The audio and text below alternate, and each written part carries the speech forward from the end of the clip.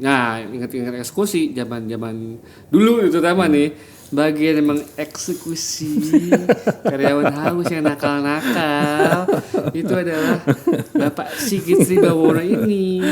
Kenapa? Karena simple, mukanya paling sangar di antara kita gitu kan. Jadi paling cocok gitu. Dimakan tuh orang-orang dia.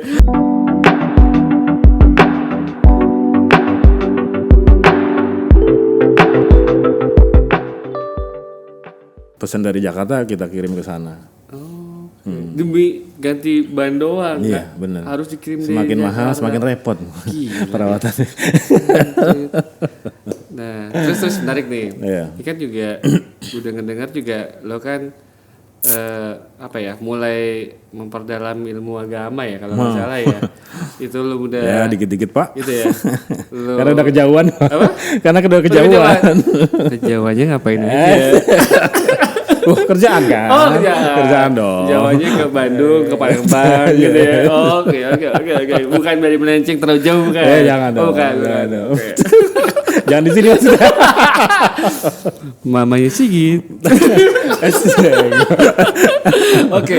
Terus mulai memperdalam ilmu agama tuh. Yeah. Diikut Terang Jakarta ya bro ya? Iya. Iya, kemarin waktu umroh ketemu si Dimas. Dimas Adista. Dia cerita. Mas Gufron, itu kan salah satu co-founder house-nya Alang Terang Jakarta ya, si Pak Sigit. Iya bener Sigit katanya. Iya Pak, dulu Pak Sigit tuh aktif banget di Terang Jakarta. Bahkan bukan cuma anggota katanya bro, ternyata lah ya. Lu tuh pengurus ya, gitu kan. Terus dia ngomong, sekarang kemana Pak Sigit Pak? Kok dia nggak pernah nongol lagi di Terang Jakarta? Oh gitu ya.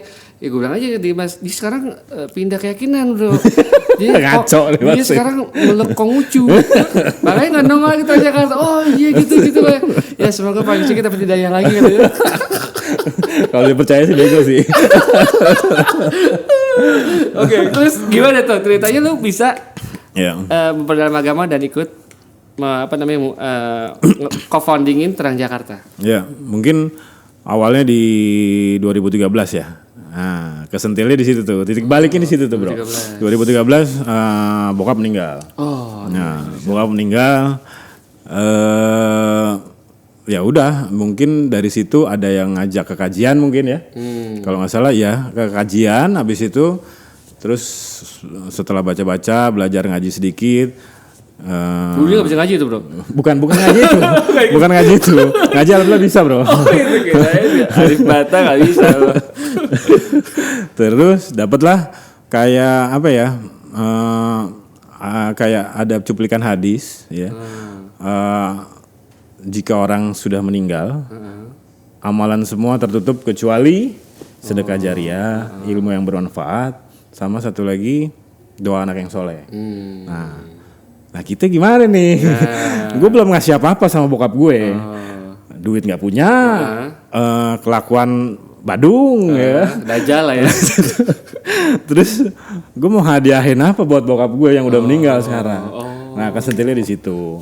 Ya gue harus titik baliknya situ ya. Titik baliknya di situ. Doa ya kalau dikabulin ya di situ udah tercantum ya doa anak soleh. Kalau gue nggak soleh nggak nyampe tuh doa gue. Nah gitu maksudnya. Jamunya simple sih gitu aja. Habis itu ya udah. Kita lanjutin kajian gitu. Terus maksudnya ini kan anak-anak Terang Jakarta. Ketemu akhirnya ke Terang Jakarta. Terang Jakarta tuh kalau nggak salah baru-baru muncul juga tuh. 2013 itu. Kalau nggak salah. Enggak. Akhirnya gue kan agak batin ya di 2013. Akhirnya gue memperdalam itu sekitar 2014-2015. Terus kemudian akhirnya gue lepas. Memperdalamnya itu lu baca buku sendiri atau lu ada? Ya combine. Nyari ustadz kayak gitu-gitu. Ikut kajian mana. Untung lu ikut ustadznya nggak yang aneh-aneh loh. Ya alhamdulillah. Lu dikirim ke Irak ISIS loh. Salah bro. Itu jangan yang aneh-aneh juga. Tapi ada bro, ada teman gue yang hampir kayak gitu, gitu kan.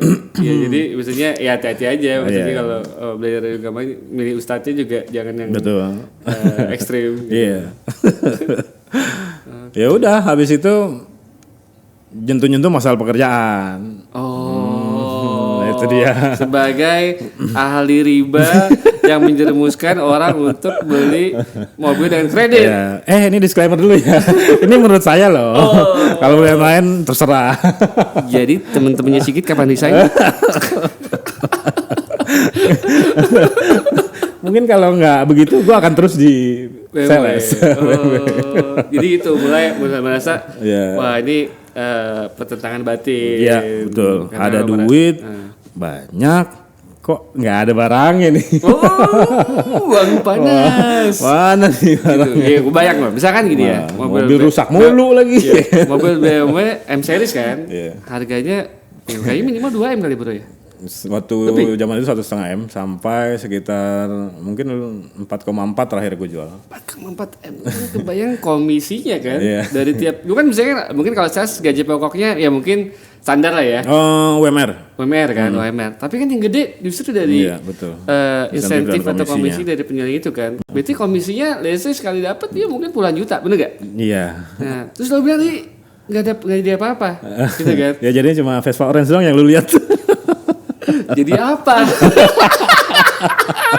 Sebenarnya gini bro, menurut gue tetap jadi apa-apa Nah, buat orang lain. bukan aneh-aneh ya. kayak gini. Gue contoh aja, biar gak kemana-mana nih. Dalam arti gini, ya tiba-tiba mobil kita rusak. Nah, itu duit tuh keluar. Gitu ya. Oh, ya kayak gitu lah. Gue pikir jadi buat bayar kos. Jangan ngaco. Ini banyak nih yang nonton nih. Gitu ya. Kayak gitu. Iya. Banyak-banyak duit dadakan-dadakan itu yang nggak penting sebenarnya. Oh. Ya mungkin itu kali ya. Uang panas. Uang panas. Oke. Banyak kan di mikro uangnya. Menurut saya ya. Menurut saya. Nah udah gitu kan, lu udah merasa ini nggak benar gitu. Iya. Menurut lo ini. Nah itu 2000 berapa tuh? 2000 ya dari 2014 2015 mungkin ya. Terus Tapi gue bisa keluarnya Hah? karena itu di situ ya lumayan ya. Keluar agak susah nih hati ini. Akhirnya bisa keluar di berapa sih ya? 2018 kalau ya. Ya sebelum house. Oh jadi pergolakannya dari 2014 2015 tapi selama 3 tahun itu lo masih tetap di situ karena lo merasa ya uangnya penghasilan. lumayan. Iya maksudnya Balik penghasilan lagi. itu. Gue tahu kenapa lo nggak mau keluar bro. Kenapa? Itu lo banyak pengeluaran lo buat si kucing-kucing lo itu. Iya kan bener kan? Jadi, Ya itu juga. ya Pak Sigit ini dia hobinya ngoleksi kucing gitu kan. Kalau dulu ngoleksi yang lain. Nah, begitu dia insaf ngoleksi kucing gitu kan.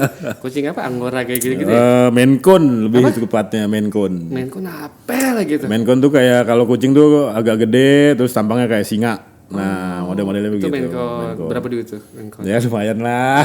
Sedikit. Ya. Buat teman-teman yang mau udah belajar Masih belajar main kucing. aja dikorek-korek. 10 juta ke atas lah. 10 juta ke atas beli kucing. Terus itu kan baru itunya. Belum lu harus punya berapa biji kucing lo?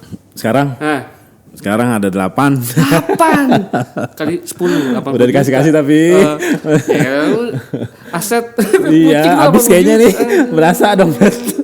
Belum wiskasnya apa wiskas ya? Makanannya Gitu kan. Ya dulu gue sempet yang sampai kontes-kontes ya itu makanannya harus perhatiin, vitaminnya harus perhatiin, sisirnya aja 400.000. Astagfirullah. Kok kayaknya gue gak sampai segini-gini banget.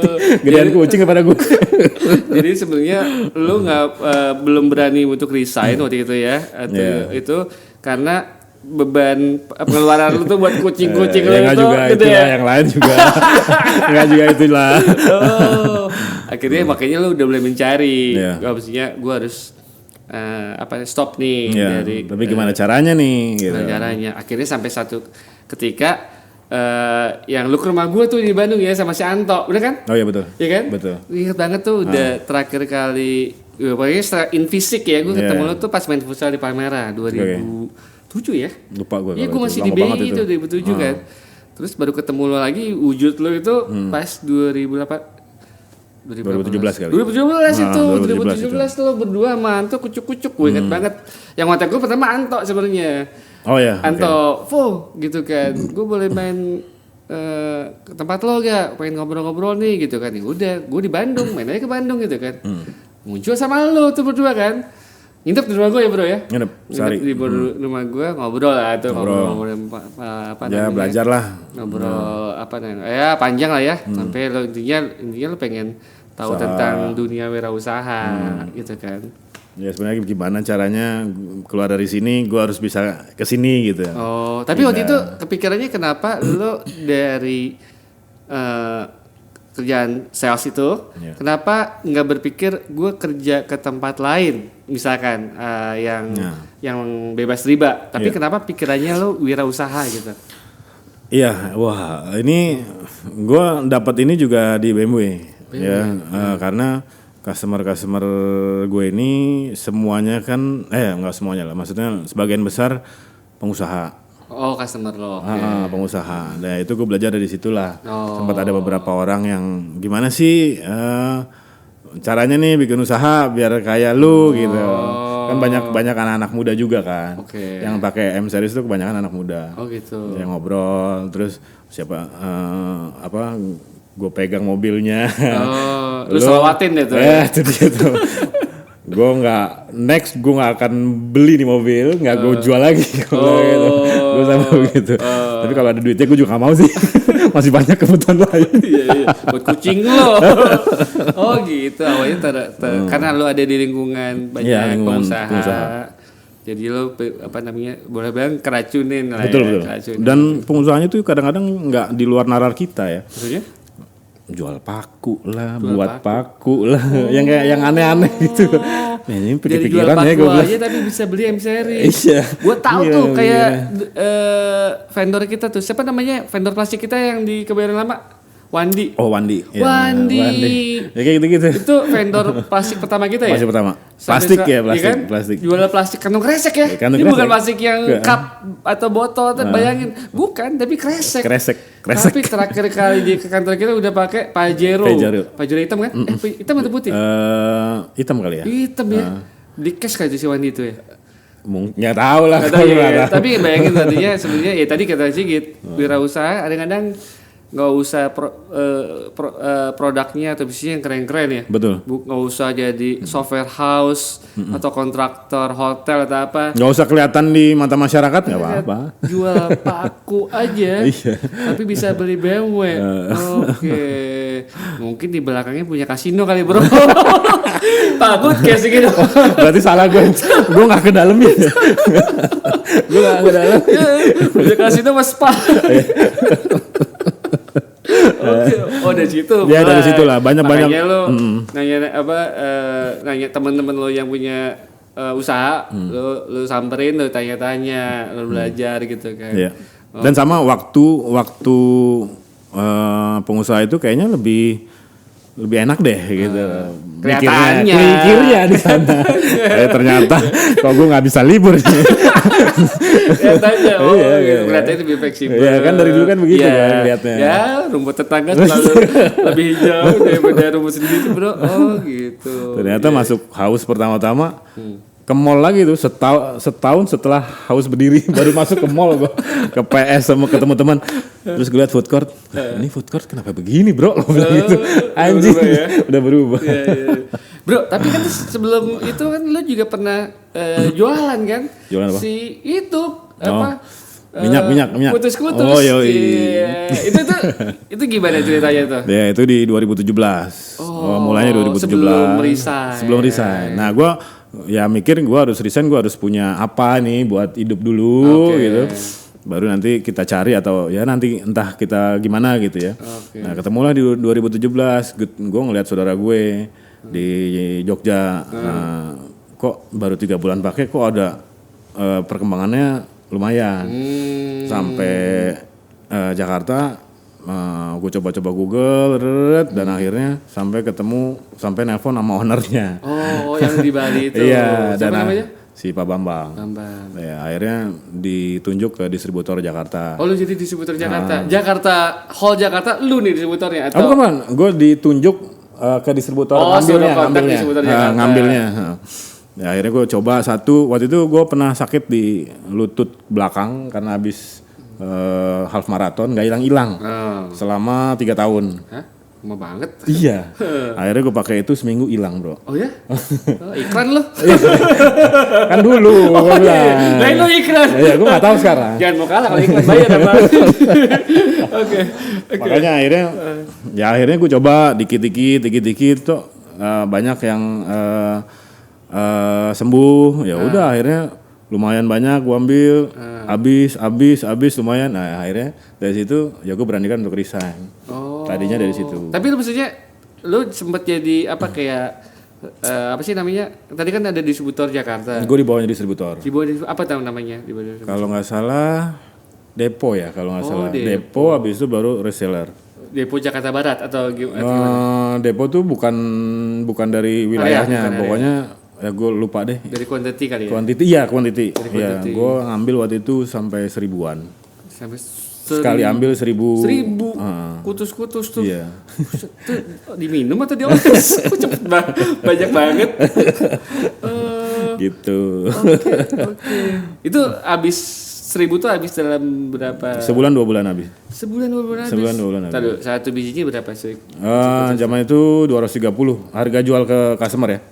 230.000. 230.000 kali 1000. Berarti 230 juta dong, Bro.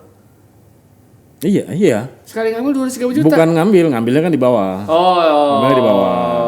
Jangan nanya lagi lo ngambilnya berapa. Udah tahu banget ya otaknya. Janganlah. Mas gue mau motivasi teman-teman yang masih kerja kantoran. Nih teman-teman ini masih kerja kantoran nih gitu kan.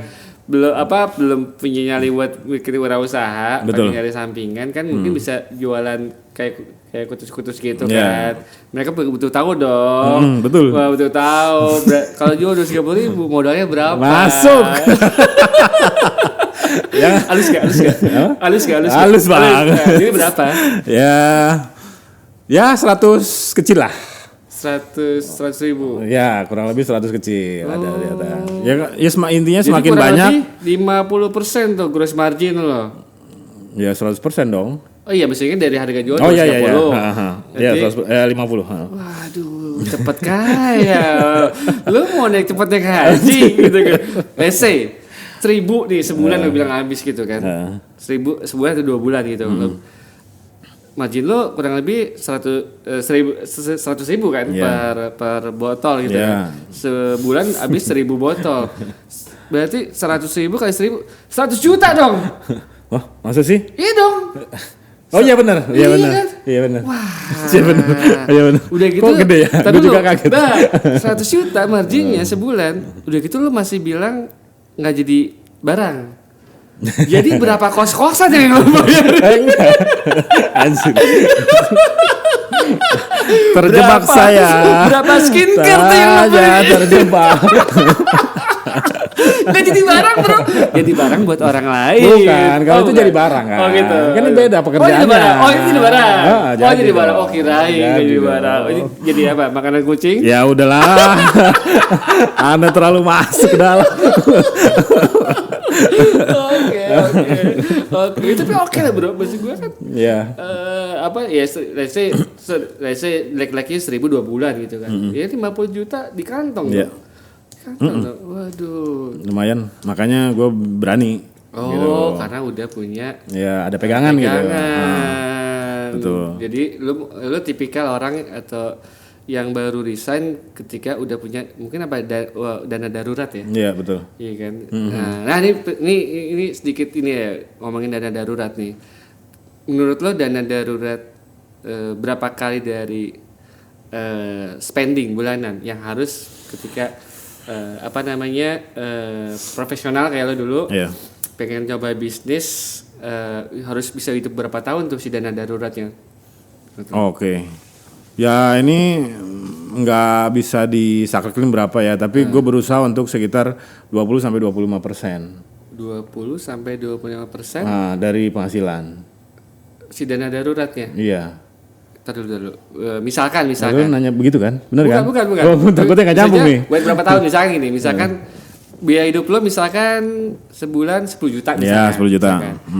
Nah dana daruratnya itu harus bisa untuk berapa bulan lo hidup. Oh itu misalkan maksudnya. let's say 2 tahun full. 2 tahun kan berarti kan 24 bulan. Berarti 24 kali 10 juta. 240 juta. Berarti harusnya sebelum lu resign mungkin 210 juta. Kalau lu menurut lu gimana? 6 bulan sampai 1 tahun. 6 bulan sampai 1 tahun. Jadi lu ngumpulin dana darurat buat bisa lo hidup tanpa ada pekerjaan misalkan ya, atau sebelum bisnis menghasilkan income. Itu bisa 6 bulan sampai 1 tahun. Itu kenapa kalau itu menurut lo? Ya gue mungkin kepedean atau gimana ya. Ya mungkin maksudnya 6 sampai 1 tahun gue gak bisa dapat duit lagi sih.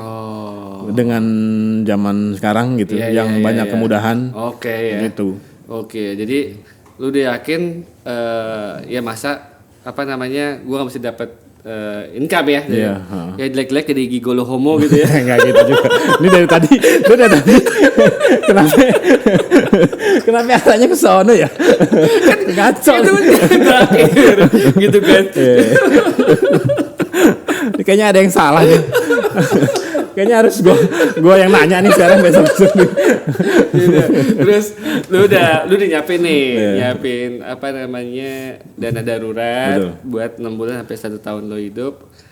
Tapi sambil itu lu belajar nanya-nanya orang tentang wirausaha. Betul. Sebelum akhirnya lo full resign. Nah waktu resignnya itu lo bikin usaha dulu baru resign atau setelah. Jadi jalan dulu usahanya. Gimana? Usaha apa nih? Ya, kan sebelum di Haus kan lu sempat sama Daman tuh waktu itu. Oh ya. Gue jermusin bikin martabak. Jadi gini gue cerita itu. Kemarin sempat lupa tuh gue warna ke Daman. Jadi sebelum di Haus pun ceritanya gue di Bandung tinggal kan. Betul. Setiap kali gue ke Jakarta ke rumah nyokap itu pasti gue kontak sama teman-teman gue di Jakarta. Ya biasanya ujungnya ngopi-ngopi, ngalor ngidul. Ya ujung-ujungnya sih mereka banyak tanya tentang dunia wirausaha yang gue gelutin kan, gitu kan. Nah kebetulan di situ gue udah kontak duluan kan sama Daman kan. Nah gue inget pas gue itu, man itu juga ada teman kita tuh gitu kan, yang sama mau wirausaha juga kayak lo gitu kan. Si Sigit gitu kan. Terus waktu itu karena waktu itu kan gue masih bisnis yang di Donat kan sama teman-teman gue kan. Jadi gue belum bisnis sama kalian kan. Terus ya udah gue temuin dong kalian kan. Gue temuin kalian terus kalian banyak tanya tentang bisnis F&B bla bla bla, terus gue share tentang yang dekat rumah gue itu ya ada martabak itu kan. Martabak Jaya Raga. Gue bilang di Bandung ada tuh martabak yang nyasarin segmen middle lo, Jaya Raga gitu kan. Itu bagus banget ya, terus kayaknya kalau Jakarta bagus gitu kan. Akhirnya kalian team up ya, lo sama Daman sama beberapa teman yang lain bikin bisnis martabak gitu kan. Namanya gue masih inget, kali gue kasih nama tuh Mang Jebret. Itu logonya lu kan. Itu logo Mang Jebret. Jadi ceritanya martabak Mang Jebret itu ceritanya ini preman ya ceritanya preman Jagger jualan martabak, story-nya, narasinya gitu kan. Nah yang tampangnya paling mirip kayak preman kan lu nih. Akhirnya dipilih logonya lu gitu kan. Lu bikin kartun ya. Bikin kartun gitu kan. Mungkin nanti teman-teman boleh ditampilin sebelah ini logonya Bang Jebret. Di mana itu adalah dia sebenarnya. Bahkan waktu itu gue sempet kerjain lu juga bro sebelumnya. Gue sempet kerjain waktu lu mau opening Bang Jebret tuh di Cager kan. Gue bilang, bro, lu harus pakai kostum sama seperti yang di logonya Bang Jebret, bener gak? Gue pakai. Tolong teman-teman tampilin juga fotonya Sigit. Gue inget banget itu pakai rompi jeans gitu. Rompi jeans gitu. Udah gitu pakai rantai-rantai. Gue pakai tuh, gila. Gue masih bego aja ngikutin aja terus ya. Akhirnya tuh tau kamu kan pakai gitu dari depan tuh ya. Iya, tapi ya nggak sampai habis lah ya. Aneh juga ya. Iya. Nah itulah nanti bisa lihat sendiri teman-teman tuh berapa bulan ya, 3 bulan ya ada enggak ya? Ya sekitar segitulah 3 sampai 4 bulan. 3 bulan. Oke. Jadi situlah gue juga lihat ketika kan sebelum waktu bikin Mang Jebret berlima ya. Berlima.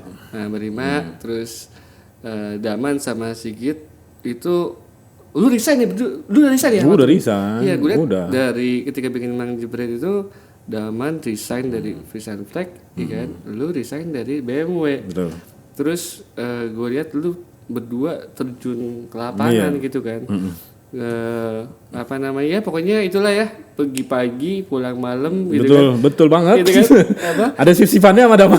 Siapa aja kan. Terus ya gue liat perjuangannya gitu kan. Nah, di satu sisi kan gue juga sempat punya bisnis bareng rekan-rekan gue yang lain kan. Ya itu lagi ada trouble dengan komitmen kan. Terus gue pikir, wah ini kalau gue punya bisnis, partner bisnis ya harusnya sama orang-orang yang mau komit gitu kan, yang mau pure, mau terjun 100%, mau susah seneng sama-sama gitu kan. Makanya situ gue mulai boleh bilang ngajakin lu meeting kan, ngajakin Daman sama Sigit meeting bahwa bro, nih gue ada ide bisnis nih gitu kan, tapi kayaknya nggak cocok kalau dijalanin sama perkongsian gue yang sebelumnya. Kayaknya cocok nih kalau misalkan dijalanin sama kalian gitu kan. Waktu itu belum ada Ferry ya, masih bertiga belum. Itu meetingnya di rumah Daman tuh, di teras rumahnya yang bawa kucing itu kan, gitu kan. Gitu. Lalu akhirnya kita mulai riset ya. Gua di Bandung gue riset produk, ya kan. Lu di sini, lu kalau nggak salah yang dapet toko kita pertama di Binus tuh, lu atau Daman ya? Lu ya? Nggak tahu, gue juga lihat sih waktu itu. Ya sama-sama lah. Ya lagi berdua. Nggak tahu juga gue. Nggak tahu juga. Iya. Itu yang nyari tempat pokoknya lo Madaman ya di Syahdan ya. Binus. Terus yang renov lu ya, lu jadi mandor kan? Lu jadi mandor ya? Gue jadi mandor. Bulan puasa tuh inget banget. Bulan puasa. Gue minta harus jadi pas Lebaran. Pas Lebaran. Gue bilang, gue kerjain, tapi Lebaran gue pulang. Oh iya. Gue bertiga yang di jaga toko, dia pulang nih. Untung gaji. Oke. Terus maksudnya gimana nih pengalaman lo? Lo kan tadinya lama di profesional gitu ya. Lalu pernah bisnis sampingan. Mungkin kutus tuh bisa dibilang bisnis sampingan lo ya kan. Kan artinya belum 100% terjun usaha. Ini bisa dibilang Haus ini adalah kedua ya setelah si Mang Jebret Martabak ya. Ini maksudnya tapi periode kan nggak begitu jauh ya. Ini tapi kan baru ya buat lo ya dunia bisnis F&B. Lu sebelumnya nggak pernah bisnis F&B kan? Nggak pernah. Kutus jualan. Apapun yang gua ambil jual, apapun gua ambil jual. Trading gitu kan. Oke, lalu lo bisnis F&B. Nah, lo menurut lo apa tuh perbedaannya gimana tuh? Senang susahnya tuh gimana menurut lo? Beda banget. Gue masuk ya mungkin ini usaha pertama kali. Maksudnya usaha yang benar-benar dari nol. Ya bikin sendiri, produk sendiri. Biasanya kan gue ambil produk jual gitu ya. Trading. Terus kemudian ya beda banget, apalagi F&B. Sampai gue bilang, gila nih F&B complicated banget. Rusuh banget nih gue bilang gitu. Berangkat pagi sama Ferry misalkan jam 8, pulang jam 8 jam 9. Sampai rumah gue harus buka laptop lagi. Ya kan sebelumnya kita nggak ada sistem kan. Yes. Anak-anak nunggu gue bikin kirim ini laporan, nanti baru dia bisa ngerekap gitu terus. Ya beda banget, complicated banget ya. Kalau di otomotif ya lu jualan barang doang kan. Ya dan gue juga bukan usaha otomotif kan. Ya. Ya jauh banget. Bener-bener banyak sih yang gue pelajarin di sini gitu loh. Okay. Ya dari sistemnya harus bagaimana, kemudian ada SO tiap hari, itu kan barang baru tuh buat gue. Kalau nggak tiap hari bagaimana, wah berantakan deh tuh. Belum kejadian-kejadian di toko zaman itu. Nah itu ceritanya tuh, menarik tuh. Yang waktu dulu tuh kita lagi hemat-hemat uang, ya, nabung-nabung gitu, nggak mau yang lain-lain dulu. Tapi gimana dong? Ini datangnya begini, man gue bilang gitu. Gimana nih man? Iya. Jadi guys, ini kan saking saking beratnya bisnis F&B. Yeah. Itu bisnis F&B itu backbone-nya operasional, gitu kan. Makanya dari 4 co-founder 3 itu ada di operasional, karena itu part of yang paling berat di dunia F&B. Terutama house itu bukan franchise, jadi semua store itu kita handling sendiri. Ya dari awal tuh nggak pernah kita kan, kalau franchise kan operasionalnya jalanin oleh franchisee ya. Nah kalau house dari awal dari toko 1 sampai sekarang toko 220 sekian gitu kan, kita operasional di handle sendiri. Kebayang aja satu toko tuh berapa orang? 6 orang ya kurang lebih. Di mana ada beberapa ada yang 8 gitu ya. Gitu. Tergantung sales. Nah, total mungkin 1.700 orang gitu kan. 1.700 orang kita manage. Kebayang manage manusia sebanyak itu dengan segala problematikanya gitu kan. Jadi kebayang betapa heavy-nya tugas operasional. Makanya Daman, Ferry sama Sigit itu fokus kerjain di operasional gitu kan. Ya, bagi tugas lah. Misalkan Ferry lebih kepada mungkin perbaikan sistem di operasional gitu kan. Training. Lu lebih daripada di eksekusi. Nah, ingat-ingat eksekusi zaman dulu itu terutama nih, bagian emang eksekusi karyawan haus yang nakal-nakal itu adalah Bapak Sigit Sribawono ini. Kenapa? Karena simple, mukanya paling sangar di antara kita gitu kan. Jadi paling cocok gitu. Dimakan tuh orang-orang dia. Nah gitu. Jadi gue mau nanya aja, udah berapa oknum yang lu penjarakan gitu aja. Aduh, berapa ya? Kalau nggak salah 2 atau 3 orang. 2 atau 3 orang. Ya, ceritain itu oknum-oknum seperti apa tuh yang sampai lo penjarain gitu, pegawai sendiri kalau penjarain gitu kan. Iya, habis bagaimana ya? Ceritain. Ya oke. Sekilas aja ya Pak. Sekilas aja. Ya mungkin awal-awal memang kita saya juga kaget nih ya ngelihat, ternyata begini rusuhnya ya, gue bilang gitu. Ya memang yang kita nggak tahu lah, kita nggak mau nyalain siapa-siapa gitu ya. Yang penting ya introspeksi aja gitu, mana yang di batas mana yang kita harus perbaikin gitu. Zaman itu ada mungkin yang paling heboh banget itu sekitar 8 toko atau 9 toko. Semuanya saya keluarin Pak. Gue keluarin. 8 toko? Sekitar 8 toko, hampir semua krunya gue keluarin. Berarti satu toko misalkan 5 orang. Iya, sampai 4 gitu yang gue keluarin. Itu toko tutup dong gak jualan? Iya mungkin agak slow sedikit, tapi nanti akan dimasukin lagi yang baru. Karena udah bersarang kemana-mana.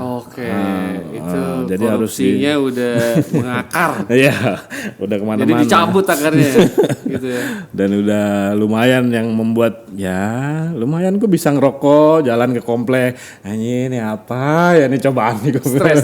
Gila gue. Sampai rambut botak. Kalau itu malu ya. Itu gue ya. Sorry, gue buatan kalau ini asli. Kemana? Nah, terus masih akhirnya Turki masih ada Turki. Oh ya. Terus terus ada beberapa yang ya kita rembukin dan akhirnya kita buat putusan. Ada beberapa case yang nggak bisa kita maafin. Ya ada yang dibalikin, ada yang ibunya nangis-nangis ke kantor. Dan ada juga yang kita nggak bisa maafin, ya itulah 2-3 orang itu yang kita masukin. Paling gede yang di colong tuh sama orang oknum-oknumnya. Ini katanya nggak semua orang ya, tapi oknum, karena maksudnya di mana-mana ada ya, bahkan jangankan di toko gitu kan, ya di Kementerian Agama aja ada oknum kan, apalagi ini di toko gitu kan. Ya itu paling gede yang diambil satu orang tuh berapa tuh? Satu orang tuh kalau nggak salah 100-an juta deh. 100 juta? Satu orang. Terus dipakai apaan tuh? Nah itu yang salah satu yang kita penjarain. Itu penjarain tuh, masuk penjara tuh ya? Berapa tahun? Gue nggak tahu ya jadinya berapa. Jadinya mungkin sekitar ya nggak lama sih Pak kayak gitu. Jadi hati-hati ya teman-teman ya, warga haus ya. Maksudnya namanya kita bekerja yang lurus-lurus aja ya. Betul. Karena kalau udah masuknya pencurian gitu, itu udah masuknya kriminal ya bro ya. Kriminal itu, dan itu ada pasalnya ya. betul. Ada pasalnya, dan itu ya syukur-syukur kalau kalian bisa mengembalikan itu, mungkin ya diselesaikan secara kekeluargaan ya. Betul. Tapi ketika enggak ya itu mau nggak mau ya emang harus diproses secara hukum ya. Iya. Dan itu dipidanakan, dipenjara selama ya berapa tahun ada? Kurang lebih 2 tahun deh kalau nggak salah ya. Ya sebenarnya kan juga bukan cuma 2 tahunnya itu ya, afternya itu kan dia juga punya jadi punya catatan kriminal, ya, SKCK ya kalau nggak salah ya. Dia harus laporan terus kan ya, namanya harus laporan ke polisi terus kan, orang yang kayak nggak gitu. tahu deh gue, nggak tahu ya, karena gue belum masuk sih. Belum masuk ya. Nah terus ya itu, jadi mau kerja di tempat lain mungkin juga ya, dengan catatan kriminal itu jadi susah kan. Betul. Gitu, jadi ya hati-hati aja gitu kan, yang aman-aman aja lah. Oh gitu. Ini 100 juta itu mau tahu aja dipakai sama dia buat apaan? Iya, alasannya ya di luar ini lagi sih, maksudnya bukan kalau ya membantu orang tua gitu ya. Itu kita masih nyes gitu ya, tapi ini buat main judi, buat main cewek. Main cewek itu maksudnya kayak main karet. Nggak tahu, mungkin ya. Atau main karangbo. Apa nah, sih namanya? Gue nggak mau terusin dah, lu aja deh ngomong kalau begini. Kayaknya lebih jago deh ngomong gini. Itu alasan dia waktu itu, zaman itu. Oh ya? Alasan itu yang lu gila ya, gue bilang gitu. Dan habis tuh nggak lama, mungkin sekitar seminggu habis. Seminggu 100 juta. Ya, kurang lebih segitu deh kalau nggak salah. Gila. Ya, itu kan. Wah gila juga nih orang. 100 juta di seminggu. Gila. Edan sih, itu alasannya edan banget sih. Oke, ya mungkin ini ya buat kita ya pengusaha F&B juga artinya harus hati-hati ya. Artinya kan maksud gue di mana ada kesempatan di situ ada apa sih istilahnya tuh? Ya. Kriminal. Apa sih namanya? Ada ketika ada kesempatan ya, gitu. Betul. Artinya mungkin kita juga mungkin sebagai pengusaha F&B juga harus mikirin sistem yang bisa mencegah terjadi kesempatan seperti itu gitu kan. Karena bagaimanapun namanya bisnis F&B, walaupun sekarang zaman canggih, zaman digital, tapi bisnis cash-nya masih banyak kan. Itu kan cash kan ya? Cash. Transaksi cash kan. Karena kan customer kita juga banyak kan cash. Iya, cash kita tuh berapa ya? 50% lebih masih transaksi cash gitu kan. Ya itulah ya mungkin harus mikirin cara-cara supaya memitigasi adanya transaksi cash. Tapi kan juga kemarin juga ada tuh kasus bro di sosmed yang QRIS. Oh iya. Itu non cash kan? Diganti namanya dia gitu kan. Itu kan bisa juga gitu. Musola kan? Lagi kalau masalah tuh. Oh ada, itu musola ada, toko juga ada. Toko ada ya. Cewek. Berjilbab lagi bro. Gitu jadi. Ya, lu jangan lihat jilbabnya dong. Bukan. Maksud gua artinya lu nggak bisa ngelihat orang cuma dari pakaiannya gitu kan. Karena yang bikin rusak tuh bukan agama atau atribut agamanya, tapi manusianya bro. Manusianya. Gitu. Artinya kita juga harus hati-hati gitu kan. Jangan gampang percaya sama orang-orang yang pakai atribut agama, bener kan? Betul. Karena belum tentu benar. Tapi agamanya harus percaya. Orangnya kudu hati-hati gitu kan. Gitu. Setuju. Oke. Bro, ini udah lebih dari 1 jam. Udah pasti nanti kan kita bakal ngobrol-ngobrol banyak yang lebih detail ya, terutama di operasional kan, di bidang lo gitu kan. Pasti nanti di Ausilmu ini kita akan undang lagi gitu kan. Nyambung ya? Nyambung kayaknya panjang. Nyambung panjang dong gitu. Tapi seperti biasa, sebelum ditutup lu biasa selalu kasih final question, pertanyaan pamungkas gitu kan. Nah ini kan boleh dibilang lu lahir tahun berapa? 82. Sekarang 2024. Berarti umur lu? Gue tahu banget nih. Berarti umur lu udah 42 tahun kan? Udah dong. Oh gitu kan? Closing dong. Guys. Ntar dulu. Pak Sigit sudah berkeluarga atau belum? Sudah belum, alhamdulillah. Ini pertanyaan gue adalah gitu kan. Harus jawab ya gitu ya. Pak Sigit masih suka perempuan? Masih pak. Atau udah suka laki-laki? Jangan dijawab. 3, 2, 1, close the store.